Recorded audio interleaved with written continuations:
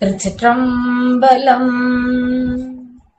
உலகெல்லாம் உணர்ந்து ஓதற்கு அறியவன் நிலவுலாவிய நேர்மலே வேணியன் அலகில் ஜோதியன் அம்பல தாடுவான் மலர் சிலம்படி வாழ்த்தி வணங்குவான்.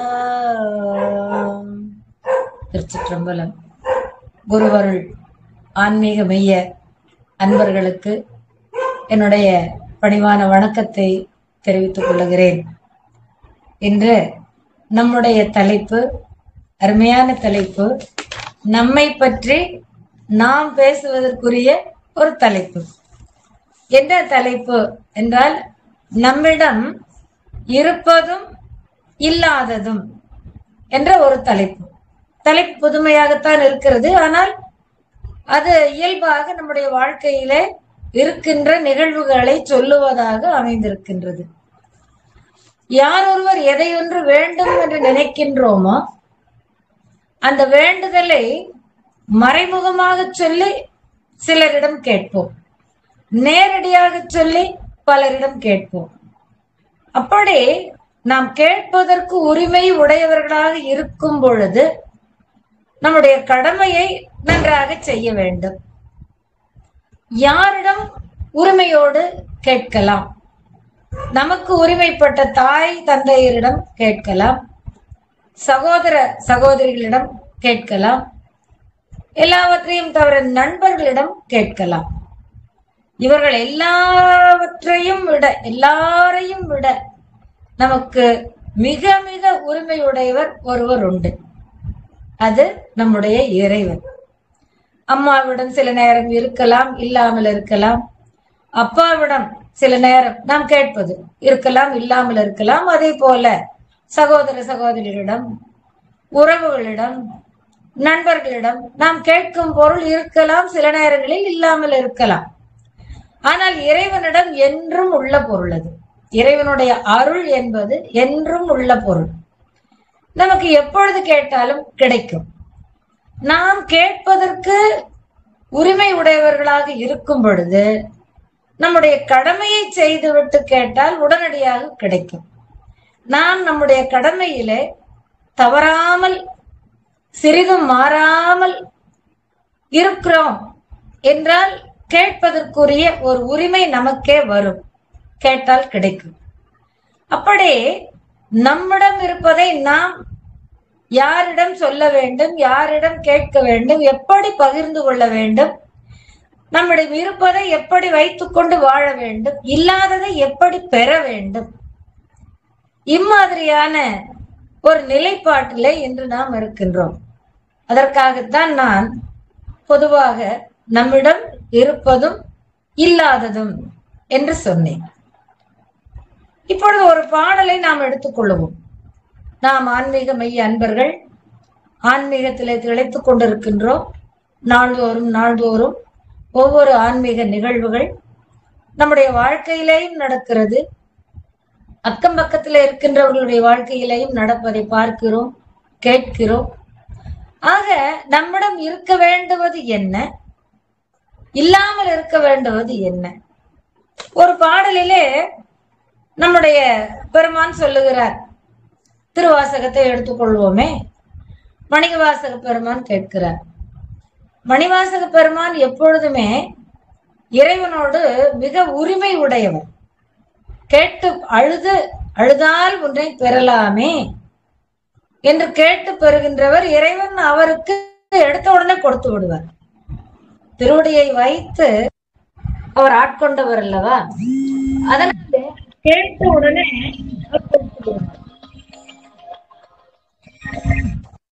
பொழுது எதையுமே நேரடியாக கேட்பது என்ற ஒன்று உண்டு, எதையுமே மறைமுகமாக கேட்பது என்பது ஒன்று உண்டு.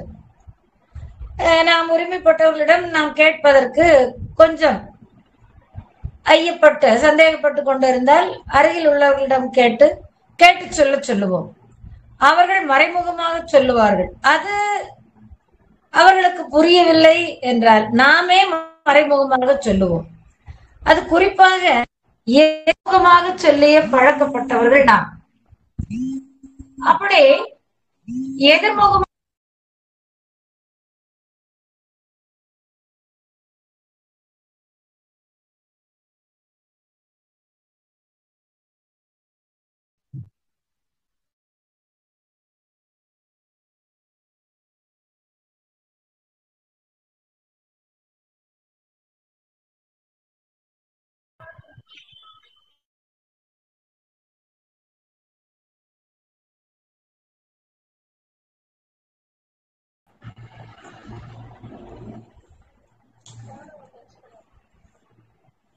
அம்மா பேசுறது கேக்கலைங்கம்மா. இப்ப கேக்குதுங்களாம்மா? கேக்குதுங்கம்மா. கேக்குதுங்களா? கேக்குதுங்கம்மா. நாம் நேரடியாக இறைவனிடம் உரிமையோடு கேட்கின்றோம். அப்படி உரிமையாக கேட்கும் பொழுது முன்பே சொன்னது போல நம்முடைய கடமையை செவ்வனே ஆற்றுவோம். ஆற்றினால் உரிமையாக கேட்கலாம்.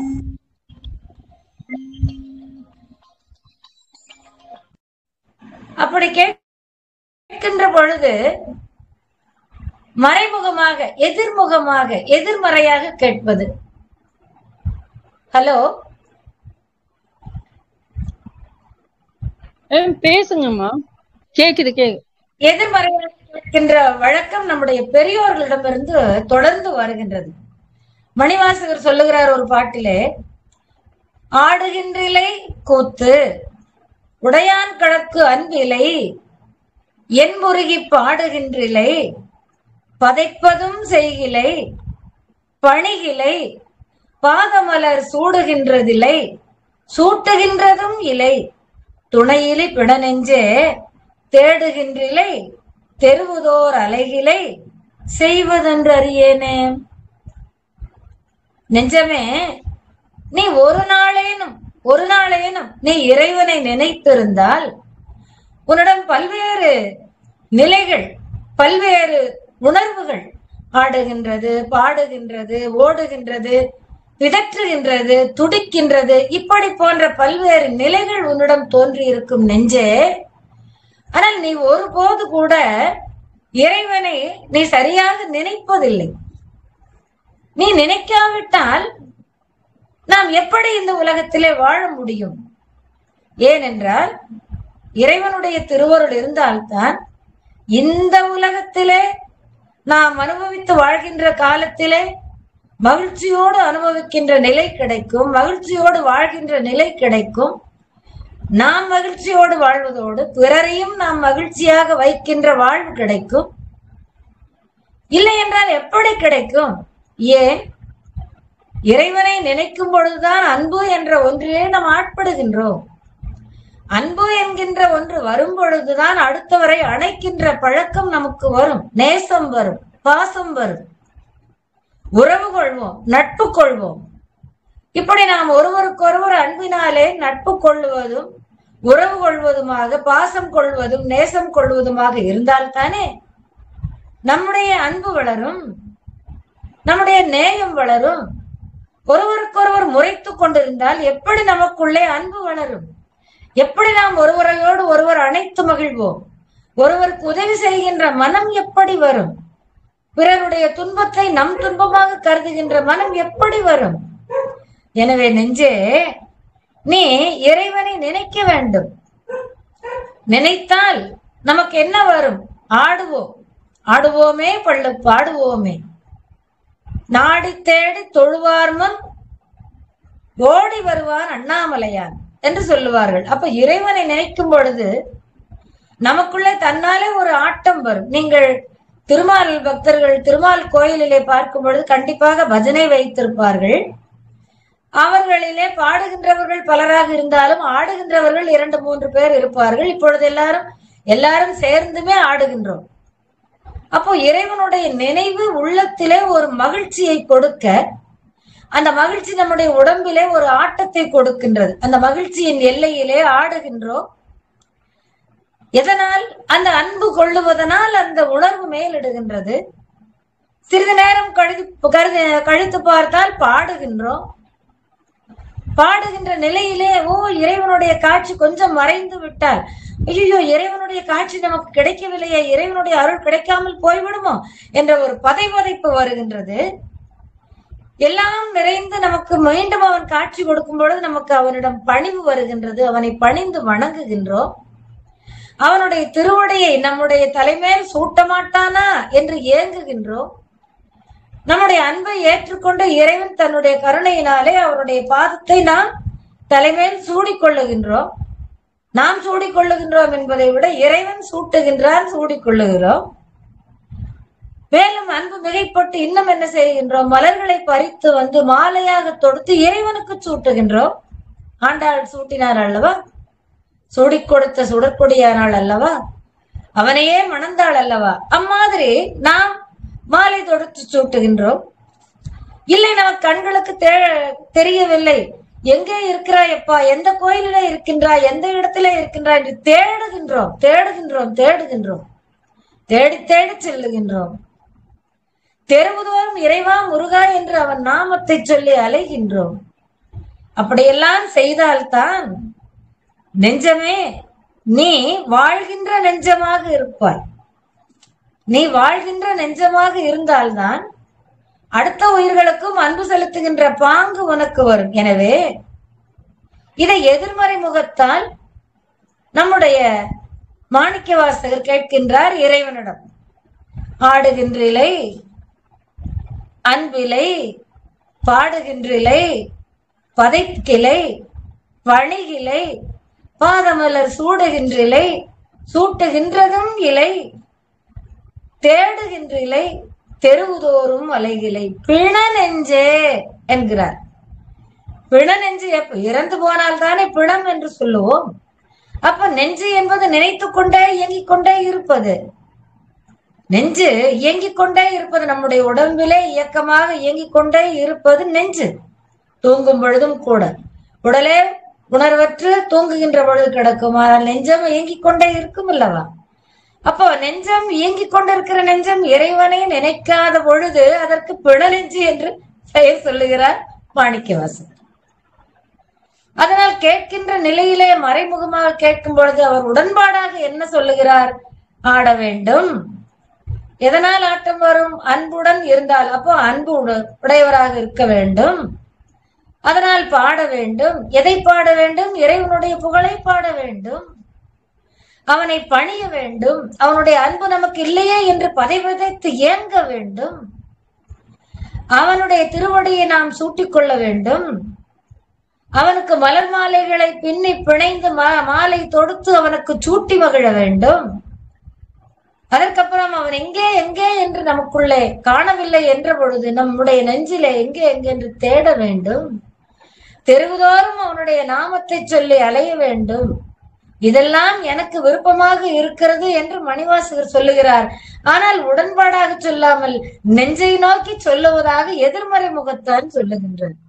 இப்படித்தான் அடியார்கள் எல்லாம் இறைவனை வணங்க வேண்டும் என்ற நிலையிலே இருக்கும் பொழுது அதை நீ இப்படி செய்யவில்லை நெஞ்சே, நீ இப்படி செய்யவில்லை, எப்படி நீ வாழ்வாய் என்று நெஞ்சை பார்த்து சொல்லுவதாக சொல்லுவார்கள் பெரியோர்கள். அதிலே மாணிக்கவாசகர் பாடலை இப்பொழுது நாம் பார்த்தோம். அடுத்ததாக இன்னொரு பாடலை பார்த்தால் பாருங்களேன். அருணகிரி பெருமான் சொல்லுகிறார் கந்தர் அலங்காரத்திலே, படிக்கின்றிலை பழனி திருநாமம் படிப்பவர்தாள் முடிக்கின்றிலை, முருகா முருகா முருகா முருகா முருகா என்கிலை, முசியாமல் இட்டு மிடிக்கின்றிலை, பரமானந்தம் மேற்கொள்ள விம்மி விம்மி நடிக்கின்றிலை, நெஞ்சமே தஞ்சம் ஏது நமக்கு இனியே. நெஞ்சமே நமக்கு யார் தஞ்சம்? யாரிடம் நாம் அடைக்கலமாக போவோம்? நமக்கு யார் அடைக்கலம் கொடுப்பார்கள்?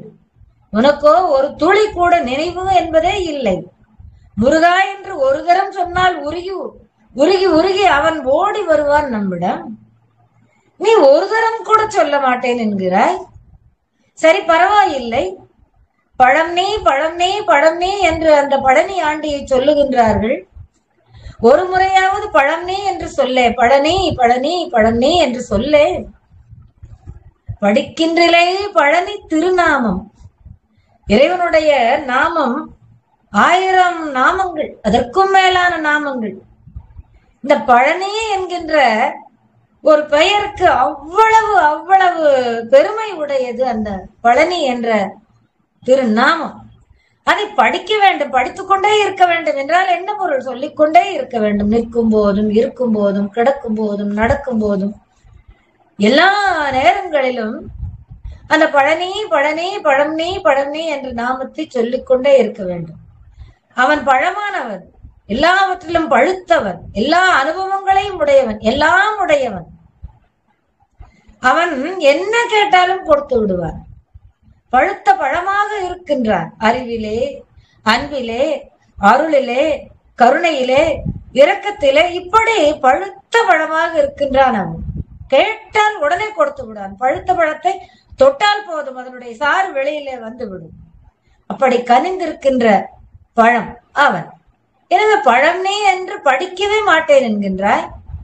சரி, நீதான் படிக்கவில்லை, நீதான் சொல்லவில்லை, நீதான் நினைக்கவில்லை. யாரெல்லாம் சொல்லிக் கொண்டிருக்கின்றார்களோ அவர்களுடைய திருவடியை எடுத்து உன் தலைமையில் சூட்டிக்கொள். அதுவும் நீ செய்ய மறுக்கின்றாய். படிக்கின்றிலே பழனி திருநாமம். படிப்பவர் தாழ் முடிக்கின்றிலே, உன்னுடைய தலைமையிலே முடிக்கு சூடவில்லை. போகட்டும், நீ பழனி என்ற நாமத்தை சொல்லவிட்டாலும் கூட முருகா என்று சொல்ல, முருகா முருகா முருகா என்று சொல்லுங்களேன். எந்த ஒரு நாமம் தெரியாவிட்டாலும் முருகா என்ற நாமம் எளிமையாக வரும். அது அழகு, அது இளமை, அது தமிழ், அது உரிமை, அது இனிமை. எல்லாருக்கும் எளிமையாக சொல்லக்கூடிய நாமம் முருகா. அப்பா முருகா, அப்பா முருகா, நல்ல காரியமா எல்லாம் நடந்து முடிஞ்சிருச்சப்பா முருகா, ரொம்ப நன்றி முருகா முருகா என்று சொல்லேன். முருகா என்கிலே முசியாமல் இட்டு மிடிக்கின்றலை. மிடி என்றால் வறுமை. தவறாமல் இடைவிடாமல் கேட்பவர்களுக்கு ஒரு பொருளை கொடுத்து அதனால் உனக்கு வறுமை வரவில்லை. அப்படித்தான் வறுமை வர வேண்டுமா? இல்லை என்பவர்களுக்கு கொடுத்துத்தான் வறுமை வர வேண்டுமா? அப்படி அந்த தன்மையினாலே ஏற்படுகின்றதே ஒரு ஆனந்தம். அது பரமானந்தம், அது பரமானந்தம். அந்த பேரின்பத்திற்கு எல்லையே இல்லை. அந்த எல்லையை சொல்லவும் முடியாது. அப்படி பரமானந்தம் மேற்கொள்ள உடம்பெல்லாம் விம்மி, உடல் புலகாங்கிதம் அடைந்து, உன்னுடைய உள்ளம் விம்மி விம்மி விம்மி மெய் சிலிர்த்து கண்களிலே அருவி போல நீர் வடிக்கின்றலை. அப்படி வடிக்க முடியாவிட்டாலும் நடிக்கின்றலை. உன்னுடைய திரு மேனியிலே, உன்னுடைய மேனியிலே உச்சி முதல் பாதம் வரை ஒவ்வொரு உறுப்பும் அப்படியே அந்த அருளின் தன்மையிலே கனிந்து நடிக்க வேண்டும். அப்படி நடிக்கவும் உன்னுடைய உள்ளம் அன்பிலே கனியவில்லையே. இப்படி இருந்தால் எப்படி நமக்கு தஞ்சம் கிடைக்கும்? யார் நம்மை அடைக்கலம் கொள்வார்? முருகன் நம் செல்ல முடியுமா? அன்பு கனிந்தால் தானே இவ்வளவும் நடக்கும். எனவே இதுல என்ன சொல்லுகின்றார்? பழனி திருநாமத்தை படி, படிப்பவர்தான் உன் சிரசிலே மூடி, முருகா முருகா என்று ஓது. இடைவிடாமல் ஒருவருக்கு உன்னால் முடிந்ததை கொடுத்து உதவி செய். அதனால் வருகின்ற பரமானந்தம் உன்னுடைய உடம்பிலே ஒரு நடிப்பை, ஒரு அசைவை, ஒரு நடனத்தை, ஒரு ஆட்டத்தை ஏற்படுத்துமே. அதிலே நீ அனுபவித்து களி என்று சொல்லுவது நெஞ்சை நோக்கி சொல்லுவதாக, தனக்கு வேண்டும் என்பதை நேரடியாக சொல்லாமல் எதிர்மறை முகத்தான் இறைவனிடம் சொல்லுகின்ற ஒரு பாங்கு அருணகிரியார் இந்த பாட்டிலே சொல்லி இருக்கின்றார். இதுல நம்முடைய செயல்களை மட்டுமே சொல்லி இருக்கின்றார். இன்னொரு பாட்டிலே சொல்லுகின்றார், இதனால் என்ன கிடைக்கும் நமக்கு? நான் பல முறை உங்களிடம் சொல்லி இருக்கிறது, நீங்கள் கேட்டிருப்பீர்கள். இருந்தாலும் இந்த முறை நான் நினைவுபடுத்துகிறேன். ஒவ்வொரு முறையும் இதை நான் நினைவுபடுத்துவேன். இந்த வாழ்க்கையிலே நமக்கு மனித பிறவி இறைவன் திருவுருளால் கிடைத்திருக்கின்றது. வாழ்கின்ற வாழ்க்கையில நமக்கு ரெண்டே தான் வேண்டும். நான் பல முறை சொல்லி இருக்கிறேன், இதை மனதிலே ஆழமாக வைத்துக் கொள்ளுங்கள். இரண்டே தான் வேண்டும்.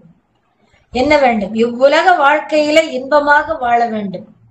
இன்பம் என்பது அனைத்தையும் உட்படுத்தியது. பிறருக்கு ஒன்று கொடுத்து, பிறருக்கு ஒரு உதவி செய்து, மற்றவர்களையும் நேசித்து வாழ்கின்ற அந்த அன்பு வாழ்க்கையிலே இருந்தால்தான் நம்ம அந்த மகிழ்ச்சியை அடைய முடியும். ஆக இவ்வுலகிலே நிறைவாக வாழ்கின்ற வாழ்க்கை, 16 பேர்களும் பெற்று வாழ்கின்ற வாழ்க்கை நமக்கு வேண்டும். ஒன்று. இரண்டாவது, இவ்வுலகிலே பிறந்தவர்கள் அனைவரும் ஒரு நாள் இறக்கத்தான் வேண்டும். இறந்த பின்பு நாம் இறைவன் திருவடிக்குத்தான் செல்ல வேண்டும். அப்படி அந்த மோட்ச உலகம் ஒன்று உண்டு. அந்த உலகத்திலே வாழ்கின்ற பேரின்ப வாழ்க்கையை பெற்றும் நாம் அனுபவிக்க வேண்டும். அப்போ இவ்வுலக இன்பம், மறுமை உலக இன்பம், இறைவன் திருவடி உலகம் என்கின்ற பேரின்ப வாழ்வு, இந்த இரண்டும் தான் நமக்கு வேண்டும். அந்த இரண்டையுமே இந்த பாட்டிலே வைத்து சொல்லி இருக்கின்றார்கள். அதிலேயும் எதிர்மறையாக கேட்கின்றார் அருணகிரி பெருமான் தான் சொல்லுகின்றார். இந்த பாட்டும் கந்தர் அலங்கார பாட்டு, முன்பு சொன்ன பாட்டும் கந்தர் அலங்கார பாடல். என்ன பாட்டு? சிந்திக்கிலேன் நின்று சேவிக்கிலேன், நின் தண்டை சிற்றடியை வந்திக்கிலேன், ஒன்றும் வாழ்த்துகில்லேன் மயில் வாகனனை சந்திக்கிலேன், உண்மை சாதிக்கிலேன் பொய்யை நிந்திக்கிலேன். இப்படியெல்லாம் நான் பண்ணலப்பா, இப்படியெல்லாம் நான் பண்ணணும், ஆனா பண்ணல. பண்ணி இருந்தா எனக்கு என்ன கிடைக்கும்? புந்தி கிலேசமும் காய கிலேசமும் போக்குதற்கே. புந்தி கிலேசம், காய கிலேசம். உயிர்களுக்கு 2 வகையான துன்பம் வரும். கிலேசம் என்றால் துன்பம் என்று பொருள். புந்தி கிலேசம் அறிவினால் வருகின்ற குற்றம், அறிவினால் வருகின்ற துன்பம். காய கிலேசம் உடம்பினால் வருகின்ற குற்றம், உடம்பினால் வருகின்ற துன்பம். இந்த இரண்டும் நமக்கு வாழ்க்கையிலே வரும். அதை எப்படி போக்கிக் கொள்ளுவது? அறிவினால் வருகின்ற துன்பம் என்ன? ஆகா, நான் அறிவு பெற்றுள்ளேன், எல்லாரையும் விட எனக்கு அறிவு மிகுந்திருக்கிறது, என்னை போல இந்த உலகத்திலே யாரும் இல்லை என்று சொல்லும் பொழுது அங்கே என்ன வந்து விடுகிறது? யான், எனது என்ற அகங்காரம். எனது என்ற அகங்காரம். எல்லா பொருளும் என்னுடையது, இதெல்லாம் என்னுடையது, இந்த பொருள் என்னுடையது, இந்த புத்தகம் என்னுடையது, இவையெல்லாம் என்னால் கிடைத்தது, என்னால் அவனுக்கு அது கிடைத்தது என்று அறிவின் மிகையாலும் உடைமை பொருளாலும் நமக்கு வருகின்றதே இந்த யான், எனது என்கின்ற அகங்காரம். ஒருவருக்கு ஒரு கோயிலிலே ஒரு பொருளை வாங்கி வைத்து விட்டார். அந்த பொருளின் மேல் முழுக்க இவருடைய பெயரையே எழுதிவிட்டார். உதாரணத்திற்காக ஒரு ஒளி விளக்கு, ஒளி விளக்கை வாங்கி அந்த திருக்கோயிலே மேலே மாட்டி விட்டார். அந்த கோயிலில மாட்டிய பொழுது அந்த பல்பு இருக்கு இல்லைங்களா, அந்த பல்புல முழுக்க தொடக்கத்துல இருந்து கடைசி வரல அவர் பெயர் எழுதி வச்சார்னா எப்படி அந்த ஒளி வெளியே வரும்? அவர் அந்த ஒளி விளக்கை மாட்டி என்ன பயன்? அப்போ என்ன வருகின்றது? யான், எனது என்கின்ற அகங்காரம் வந்து விடுகிறது, மமகாரம் வந்து விடுகிறது. அதனால் அறிவினால் வருகின்ற குற்றம் யான், எனது என்கின்ற குற்றம். அதற்கப்புறம் காய கிலேசம். காயம்னா உடம்பு. உடம்புக்கு எத்தனை துன்பங்கள் வருகிறது. இன்றெல்லாம் பெயர் தெரியாத நோய்கள் வருகின்றன. எந்த மருத்துவரிடம் சென்றாலும் அந்த மருத்துவத்தினாலே நோய் தீருகிறதா, அதிகரிக்கிறதா, இல்லை அதன் மூலம் வேறொரு மருத்துவரிடம் செல்ல வேண்டி இருக்கிறதா தெரியவில்லை. அப்படியெல்லாம் பல்கி பெருகி நோய்கள் வந்து கொண்டிருக்கின்றன, இன்னும் வரப்போகின்றன என்று பல்வேறு ஆராய்ச்சி நிபுணர்கள் எல்லாம் இம்மாதிரியாக வரப்போகின்றது என்று சொல்லிக் கொண்டிருக்கின்றார்கள். பெயர் தெரியாத நோய்கள் எல்லாம். இது எங்கே சென்று முடிவது? அது உடம்புக்கு வருகின்ற துன்பம். எனவே இந்த அறிவினால் வருகின்ற குற்றமும் துன்பமும், இந்த உடம்பினால் வருகின்ற குற்றமும் துன்பமும் போக்குவதற்கு நான் என்ன செய்ய வேண்டும்? இறைவா, உன்னை நான் வணங்க வேண்டும். அறிவினால் வருகின்ற குற்றம் இன்னொன்று, மற்றவரை எளிதாக எடுத்தறிந்து பேசுவது, மற்றவருக்கு தீங்கு தருகின்ற வகையிலே நடந்து கொள்வது, மற்றவருக்கு தீங்கு நினைப்பது, செய்வது. இதே போலதான் உடம்பினால் தம்முடைய உடம்பை வைத்துக் கொண்டு மற்றவர்களுக்கு என்ன துன்பம் கொடுக்க முடியுமோ அதையெல்லாம் கொடுப்பது. அவையெல்லாம் குற்றம், துன்பம் என்கின்ற அந்த வகையிலே அடங்குகின்றன. ஆக மொத்தம் அந்த உடம்பினாலும் அறிவினாலும் வருகின்ற குற்றங்கள் எல்லாம் நான் போக்கிக் கொண்டு உன்னுடைய திருவடியை அடைய வேண்டும் முருகா. அப்படி அடைவதற்கு நான் என்ன செய்ய வேண்டும்? உன்னை பற்றிய சிந்தனை எனக்குள்ளே எப்போதும் இருக்க வேண்டும். சிந்தையிடையரா அன்பும் திருமேனி தன்னில் அசைவும் கந்தை மிதையாம் கருத்தோம் கை உழவார படையும் வந்திழி கண்ணீர் மழையும் வடிவில் போலே திருநீரும் அந்தமில்லா திருவேடத்து அரசும் எதிர் வந்தணைய. பெரிய புராணத்திலே சேக்கிழார் பெருமான் திருநாவுக்கரசரை பற்றி பாடுகிறார். சிந்தை இடையரா அன்பு, சிந்தை இடையரா அன்பு. எப்பொழுதுமே இறைவனுடைய நாமத்தை தவிர, இறைவனுடைய எண்ணத்தை தவிர, இறைவனுடைய பேச்சை தவிர எதுவுமே மற்ற எதுவுமே இல்லை. மாணிக்கவாசகர் சொல்லுகிறாரு, சிந்தையே கோயில் கொண்ட எம்பெருமான் சொல்றாரு இல்லைங்களா? அப்ப சிந்தை நிறைய எந்த நேரமும் அவன் நமக்குள்ள இருந்து கொண்டே இருக்க வேண்டும். அப்படி சிந்திக்க வேண்டும், அவனை நின்று சேவிக்க வேண்டும். அவன் திருமுன்பு நின்று பொறுமையாக இருந்து அவனை மனதார நினைந்து உருவத்தை கண்ணார கண்டு அவனை தொழ வேண்டும். Hello Muruga, good morning, bye bye, நேரமாச்சு, நான் போயிட்டு வரேன், நாளைக்கு வந்து பாக்குறேன் அப்படின்ட்டு போக கூடாது. நின்று சேவிக்கிலேன் நின் தண்டை சிற்றடியை என்றும் வந்திக்கிலேன். உன்னுடைய அழகான தண்டை அணிந்திருக்கின்றாய் சிற்றடி, அந்த சிற்றடியை நான் தொழவே இல்லை. சரி, பரவாயில்லை, நீ அப்போது நீ ஊர்வலம் வருகின்றாய், ஊருக்குள்ளே ஊர்வலம் வந்து என்னை சந்திக்க வருகின்றாய். அப்பொழுதாவது நான் உன்னை சந்தித்தேனா? அதுவும் இல்லை, சந்திக்கிலேன். அதனால எனக்கு உண்மை தெரியவில்லை, பொய்யே வருகிறது. உண்மை சாதிக்கிலேன், பொய்யை நிந்திக்கிலேன்.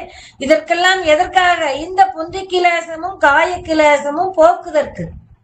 இந்த அறிவினால் வருகின்ற குற்றம் துன்பமும், இந்த உடம்பினால் வருகின்ற குற்றங்களும் துன்பங்களும் போக்க வேண்டும் என்றால் உன்னை சிந்திக்க வேண்டும், உன்னை வந்திக்க வேண்டும், முருகா முருகா முருகா என்று வாழ்த்த வேண்டும்.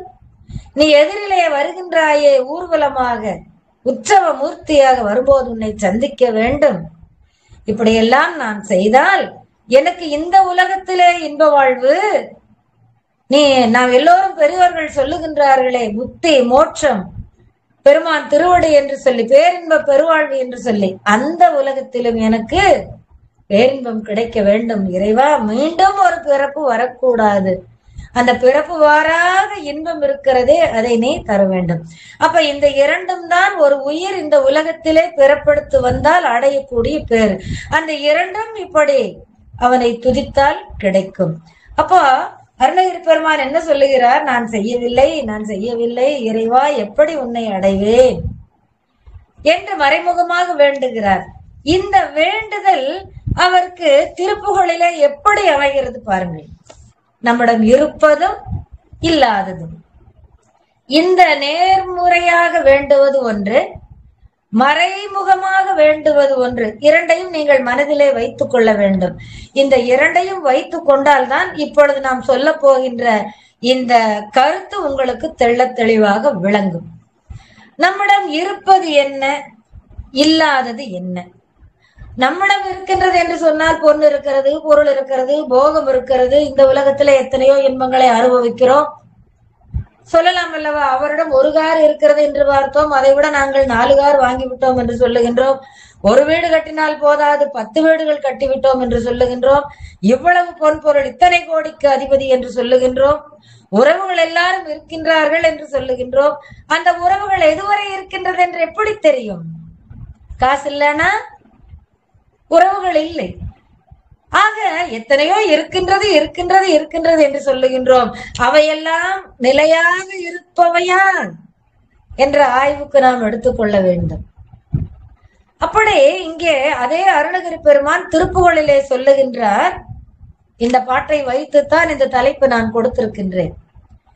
எப்பொழுதுமே இருப்பதை முன்னாலே சொல்லுவோம், எல்லாரும் சொல்லி மகிழ்ச்சி அடைவோம். எங்கிட்ட அது இல்லை அது இல்லைன்னு சொல்லி எப்போ சொல்லுவோம் அப்படின்னா, நம்மிடம் இல்லாத ஒரு பொருளை மற்றவர் வைத்திருக்கும் போது நாம் நம்மிடம் இல்லையே என்று நினைப்போம். எப்பொழுதுமே அம்மா நம்முடைய சுய முயற்சியாக யாரையும் துன்புறுத்தாத வகையிலே நம்முடைய சுய முயற்சியிலும் சுய உழைப்பிலும் நாம் சம்பாதித்த பொருள்தான் நம்மை வாழ்வித்துக் கொண்டு இருக்கும், நம்மோடு எப்பவும் இருக்கும், நாம் இறக்கின்ற வரை இருக்கும். ஆனாலும் அது நம்மை இந்த உலகத்திலே இன்பமாக வாழ வைக்கும். அதுவும் ஒரு நாள் நிலையில்லாமல் போய்விடும். நாம் பயன்படுத்துகின்ற வகையிலே அது உள்ளூர் பழுத்த மரமாக இருந்தால், எல்லாருக்கும் பயன்படுகின்ற வகையிலே இருந்தால் அவன் பயனுடைய வாழ்க்கையை வாழ்ந்திருக்கின்றான் என்று சொல்லலாம். அப்படி அவனிடம் இருக்கின்ற பொருள் பயன்பாடு உடையதாக இருக்க வேண்டும். ஆனால் இங்கே எதை இருக்கிறது என்று சொல்லுகின்றார் என்று பார்ப்போம். இருக்கின்ற பொருளை சொல்லுவதற்கு முன்பாக அருணகிரி பெருமான் சொல்லுகின்றார், இல்லாத பொருள் அதை சொல்லுகின்றார். அப்ப இருக்கின்ற பொருளை விட நம்மிடம் இல்லாத பொருள் எவ்வளவு மேன்மைப்பட்டது என்பதை மறைமுகமாக சொல்லி அந்த பொருள் நம்மிடம் இல்லை என்கின்றார். இப்போ நீங்க இப்ப நம்ம கிட்ட நான் நினைக்கிறேன் வேல்மாறல் படிக்கணும்னு நான் நினைக்கிறேன். ஒரு உதாரணத்துக்கு சொல்றேன், வேல்மாறல் படிக்கணும்னு நான் நினைக்கிறேன். ஆனா அந்த புத்தகம் எனக்கு கைக்கு வேணும்னு நினைக்கிறேன். வேல்மாறல் படிக்கணும்னு நினைக்கிறேன், ஆனா புத்தகம் கையில இல்லைன்னு நினைக்கிறேன். என்னதான் தொலைபேசியில இந்த செல்லுல பார்த்து படிச்சாலும் கூட எனக்கு அது நிறைவில்லை, கையில புத்தகம் வேணும்னு நினைக்கிறேன். அது என்கிட்ட இல்லை. அப்போ அதை நான் தேடி அடைய வேண்டும் அல்லவா? அதுக்குண்டான முயற்சி செய்யணும். அப்பதான் முயற்சி செய்து கடையில எந்த கடையில கிடைக்குது, எவ்வளவு ஆகுதுன்னு போய் பார்த்து வாங்கி வந்தாதான் என் கையில் அது இருக்கும். அது போல முக்கியமான ஒண்ணு இருக்க வேண்டும், அது இல்ல. முக்கியம் இல்லாததெல்லாம் இருக்க வேண்டுவது இல்லை, ஆனா அது இருக்குது நம்மிடம். என்ன உலகத்துல பாருங்களேன், இப்போ துரியோதனன் கிட்ட என்ன இல்லை, எல்லாருடைய அண்ணன் தம்பி சொத்தை எல்லாம் அடிச்சு புடிச்சு வாங்கிட்டான். என்ன இல்லை, எல்லா சொத்தும் இருக்குது. ஆனா அவங்கிட்ட என்ன இல்லை, அன்போ கருணையோ பாசமோ நேசமோ அண்ணன் தம்பி மேல இல்ல. கொடுமையான உணர்வுகள் தான் இருக்குது. ஆனா இருக்க வேண்டுவது என்ன? அன்பு பாசம் நேசம் எல்லாம். என்ன பிரயோஜனம்? சொத்தெல்லாம் இருந்து என்ன பிரயோஜனம்? அன்பு பாசம் நேசம் இல்லை என்றால் அது போல நம்மிடம் இல்லாதது முக்கியமானது அது, ஆனால் நம்மிடம் இல்லை. மற்றதெல்லாம் நிலை இல்லாதன, அவையெல்லாம் நம்மிடம் இருக்கின்றன. பாருங்களேன், அந்த நிலை இல்லாததனால் வருகின்ற துன்பம் என்ன? நிறைய துன்பம் வரும். நிலையானதாக என்ன இல்லையோ அதனால் கிடைக்கின்ற இன்பம் என்ன? நிறைய இன்பம் வரும். அப்போ நிலையான இன்பம் எது என்று தேடி அலைய வேண்டும். எது நிலைத்த இன்பம்? பொன் பொருள் சதம் என்று பூமியிலே அலைந்து பொய்யை மெய் என்று நம்பிவிட்டேன், உன்மலர் பாதாரம் மறந்து விட்டேன் ஐயா, உண்மையை இன்றுதான் உணர்ந்து கொண்டேன். பட்டினத்தார் சொல்றார். அப்போ எது நிலையானது? பாட்டை கேளுங்களேன். மூல மந்திரம் ஓதல் இங்கில்லை, இவதிங்கிலை நேயமிங்கிலை, மோனமிங்கிலை ஞானமிங்கில்லை. எத்தனை எண்ணுனீங்களா? மூல மந்திரம் ஓதல் இங்கில்லை, இவதிங்கிலை நேயமிங்கிலை, மோனமிங்கிலை ஞானமிங்கில்லை. அப்ப என்ன என்கிட்ட இல்லை? இறைவா, உன்னுடைய மூல மந்திரம் முருகா முருகா முருகா என்று ஓங்கார நாதத்தை நான் ஒரு நாளும் சொன்னதில்லையே. ஆனால் உன்னுடைய நாமத்தை இடைவிடாமல் சொல்ல வேண்டும். ஓதல் என்றால் இடைவிடாமல் சொல்லுது. காதலாகி கசிந்து கண்ணீர் மல்கி ஓதுவார் தம்மை நன்னறி குய்ப்பது. ஓதுதல் என்றால் இடைவிடாமல் சொல்லுவது. அதனால்தான் ஓதுவார் என்ற பெயரே அவர்களுக்கு வந்தது. அப்படி உன்னுடைய நாமத்தை, மூல மந்திரமாகிய ஓங்கார நாமத்தை, முருகா என்ற நாமத்தை நான் சொல்லவே இல்லை. அது என்னிடம் இல்லையே. இவதிங்கிலை. ஒருவருக்கு ஒரு பொருளை நான் இதுவரையிலும் கொடுத்து அறியேன், அதனால் வருகின்ற இன்பத்தை நான் அறியவில்லை. ஒருவருக்கு கொடுத்து அவர்கள் அதை பெற்று மகிழ்கின்றார்களே, அந்த மகிழ்ச்சி அவர் முகத்திலே தெரியும் போது அந்த மகிழ்ச்சியை கண்டு நான் மகிழ வேண்டும். அது என்னிடம் இல்லையே. என்றால் நான் ஒருவருக்கு ஒன்றை கொடுக்கவில்லை என்று அர்த்தம். நேயமிங்கிலை, என்னிடம் பாசமே இல்லை. ஒரு அன்பு இருந்தால் தானே அவர்களுக்கு கொடுக்க வேண்டும் என்று தோன்றும். மோனமிங்கிலை ஞானமிங்கிலை, மோனம். நான்காவதாக மோனம். மோனம் என்பது என்ன? மௌனம். மௌனம் இருந்தால்தான் நம்முடைய நிலையை உணரக்கூடிய தன்மை வரும். அந்த மௌன நிலையை நாம் கை கொள்ள வேண்டும். அப்போ அந்த மௌன நிலையை கை கொள்ள வேண்டும். அதனுடைய பங்காக இன்னொன்று அமைகிறது தியானம். ஞானமிங்கிலை, அந்த மௌனத்தினாலே தியானம் இருந்து இருந்து இருந்து இறுதியில நமக்கு அதன் மூலம் என்ன கிடைக்கும்? ஞானம் கிடைக்கும். அப்ப எங்கிட்ட அந்த ஞானம் இல்லை. அப்போ இறைவா, எனக்கு இயல்பாக இருக்கக்கூடிய அறிவின் நிலை, அதனுடைய தன்மை உயர்ந்து ஞானம் வர வேண்டும். அந்த ஞானம் எனக்கு இல்லை, என்னிடம் இல்லை. பார்ப்பவர்களிடம் கேட்பவர்களிடம் இருந்தாவது கற்றுக்கொள்ளலாம். அது என்னிடம் இல்லாமல் போனதுனால என்னிடம் மௌனமும் இல்லை. நான் எப்படி மௌனமாக இருக்க முடியும்? மௌனம் என்பது மௌனம். மௌனம் என்பது ஞானத்தின் வரம்பு. ஞானம் என்பது என்ன? ஈசன்பால் அன்பு. அப்ப அடிப்படை என்னிடம் அன்பு இருந்தால் அந்த ஞான நிலை வரும். அந்த ஞான நிலை இருந்தால் எல்லோரிடம் நேயமாக இருப்போம். அந்த நேயம் இருந்தால் பிறருக்கு ஒன்றை கொடுக்கக்கூடிய நிலை வரும். இதெல்லாம் இருந்தால் உன்னுடைய மந்திரம் எனக்குள்ளே ஓடிக்கொண்டே இருக்கும். ஏன்? உன்னிடம் அன்பு செலுத்த பழகினால்தான் நான் மற்றவர்களோடு அன்பு செலுத்த பழக முடியும்.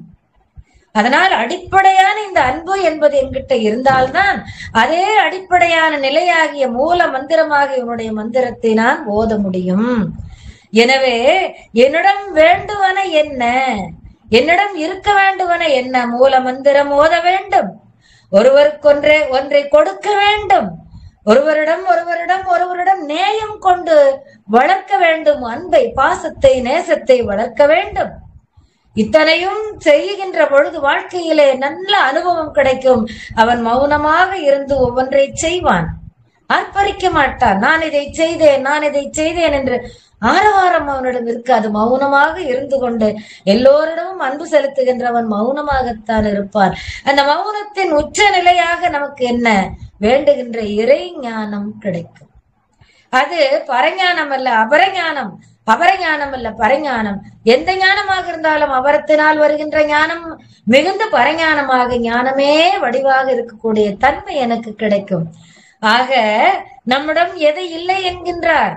மூல மந்திரம் ஓதல் இங்கிலை, இவதிங்கிலை, நேயமிங்கிலை, மோனமிங்கிலை, ஞானமிங்கிலை. இல்லைன்னு சொல்றாரு. என்ன அர்த்தம்?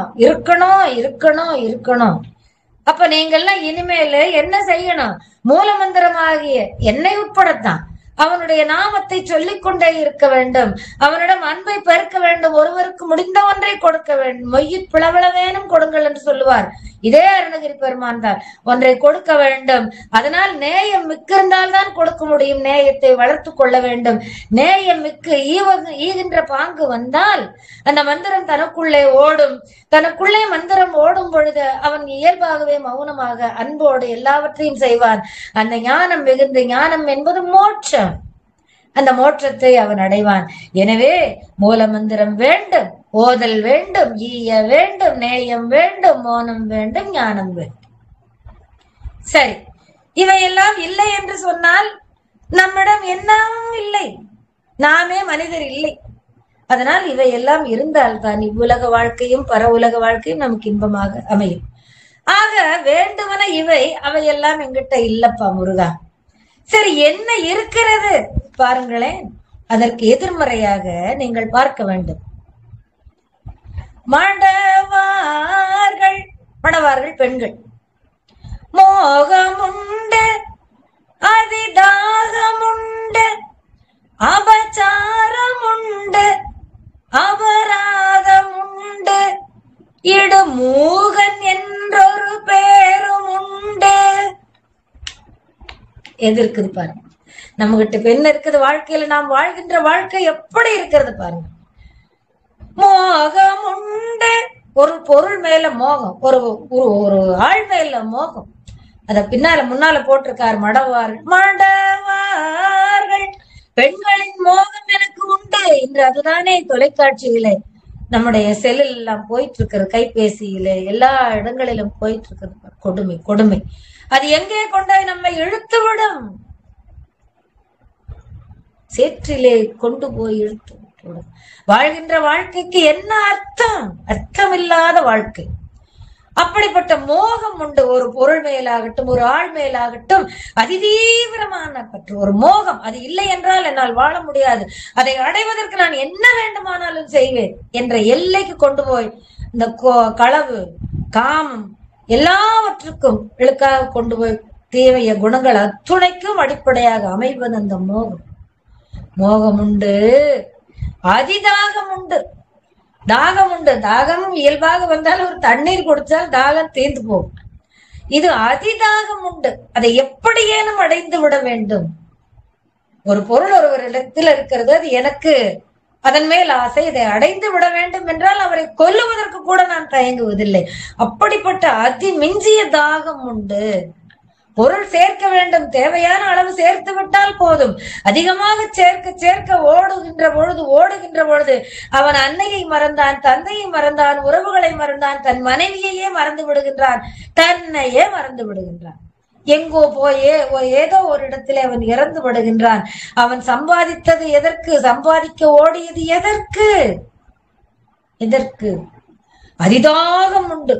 அந்த அதிதாகம் அதிகபட்சமான தாகம், அதினா அதிகமான மிகுந்த தாகம் உண்டு. ரெண்டுமே கஷ்டம். அதனால் என்ன வருகின்றது? அபச்சாரம். அபச்சாரம் என்றால் என்ன? ஐயோ, நான் இப்படி ஒன்றை செய்து விட்டேனே, அதனால் வருகின்ற கேடு எனக்கு மன்னித்து விடுங்கள், இப்படிப்பட்ட குற்றத்தை செய்து விட்டேனே, மன்னிக்க முடியாத குற்றத்தை செய்து விட்டேனே, ஒரு மனிதருக்காகட்டும் தெய்வத்திற்காகட்டும் மன்னிக்க முடியாத அளவிற்கு நான் குற்றத்தை செய்து விட்டேனே என்ற பழி அபச்சாரம். ஒரு மிக மோசமான ஒரு செயலை எண்ணுவதாகட்டும், பேசுவதாகட்டும், செய்வதாகட்டும் செய்துவிட்டால் யாரும் நினைக்க அருவருக்கத்தக்க, யாராலும் நினைத்து பார்க்க முடியாத ஒன்றை செய்து விட்டாலோ நினைத்து விட்டாலோ அது அதற்கு பெயர் அபச்சாரம். இன்று ஓடுகின்றதே எப்படி எப்படி எப்படி எப்படி வாழ்ந்து கொண்டிருக்கிறோம்? அபச்சாரம் உண்டு. அதனால் என்ன நமக்கு கிடைக்கிறது? அபராதம், தண்டனை. அதனால் வரத்தானே வரும் தண்டனை. மோகம் இருந்தாலும் சரி, அதிதாகம் இருந்தாலும், அதிகமான தாகம் இருந்தாலும் சரி, அதன் மேல் அதாவது தாகம்ங்கிறது இயல்பு, அதிதாகம்னா ரொம்ப ரொம்ப தாகம். பசிக்குதுன்னா பசிக்குதுன்னு சொல்றோம். எப்படிப்பா ரொம்ப பசிக்குது? இன்னும் கேட்டா ரொம்ப ரொம்ப பசிக்குது. இன்னும் கொஞ்சம் கேட்டா ரொம்ப ரொம்ப ரொம்ப ரொம்ப பசிக்குது.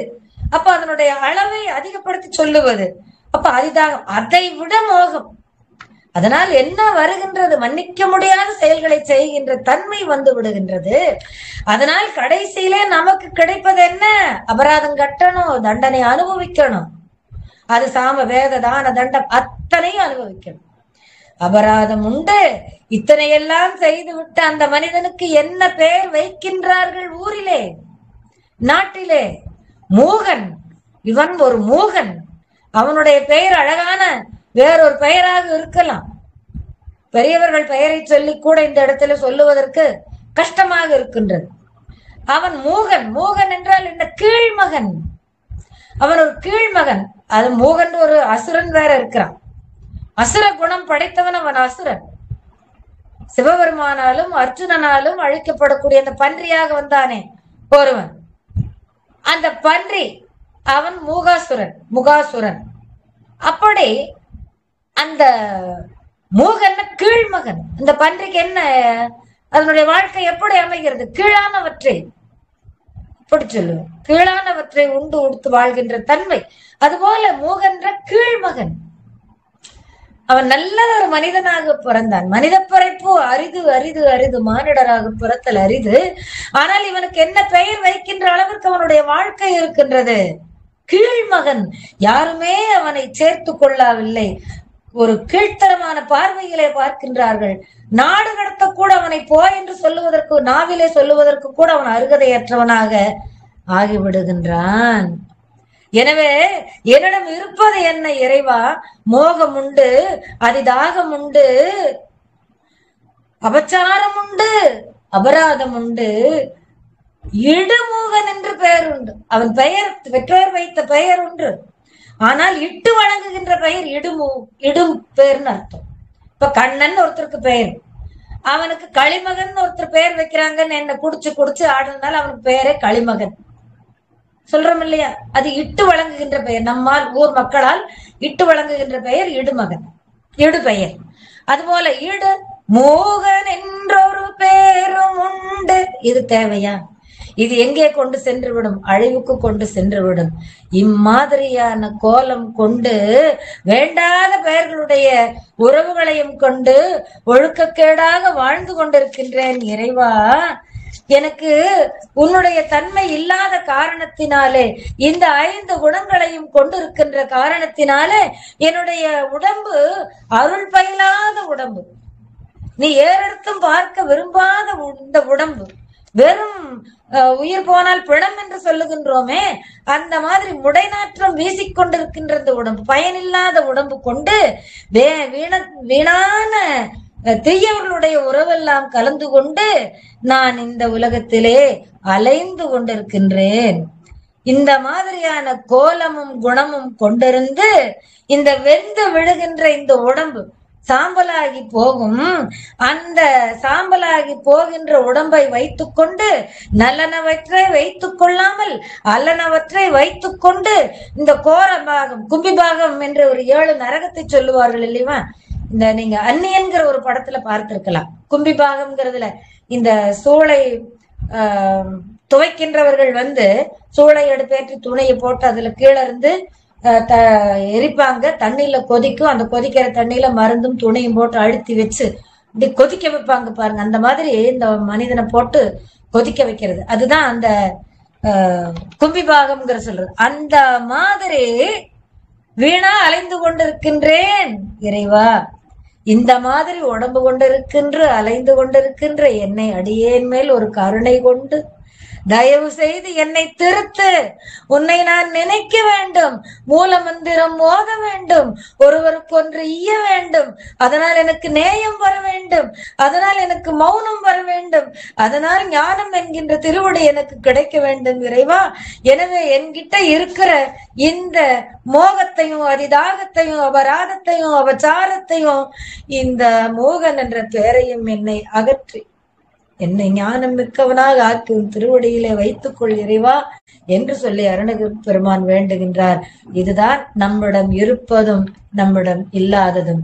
இருக்க வேண்டியவை இப்பொழுது கேட்டீர்கள் 5, இருக்க வேண்டாதவை 5, 5 கழித்தல் 5 அப்படின்னு வச்சா இந்த உண்டானவற்றை நம்ம கிட்ட இருக்கின்ற அந்த உண்டான குணங்களை வைத்து அதை எல்லாம் அழித்து இந்த கழித்தலோட இதனோட சேர்த்து, அதாவது இல்லாதது என்று ஏங்கி கொண்டு அதனை அந்த மூல மந்திரம் இந்த மாதிரி நல்ல குணங்களோடு சேர்த்து வைத்தோமானால் இந்த கெட்ட குணங்கள் அழிந்து நம்மிடம் நல்ல குணங்கள் இருந்து இறைவன் திருவடிக்கு சென்று சேரக்கூடிய அருமையான வழியை நமக்கு அருணகிரி பெருமான் சொல்லி இருக்கின்றார். அருணகிரி பெருமானுடைய பாதங்களை வணங்கி இது முருகனிடம் நம்மை கொண்டு சேர்க்கும் என்ற நிலையை அவர் அனுபவித்து சொல்லி இருக்கின்ற காரணத்தினாலே முருகப்பெருமான் அருணகிரி பெருமானுக்கு அருளை தந்து ஆட்கொண்டது போல நமக்கும் அருளை தந்து ஆட்கொள்ளுவார் என்று சொல்லி இந்த வாய்ப்பளித்த அத்துணை பேருக்கும் கேட்டுக்கொண்டிருந்த அத்துணை பேருக்கும் நன்றி சொல்லி விடைபெறுகின்றேன். நன்றி, வணக்கம்.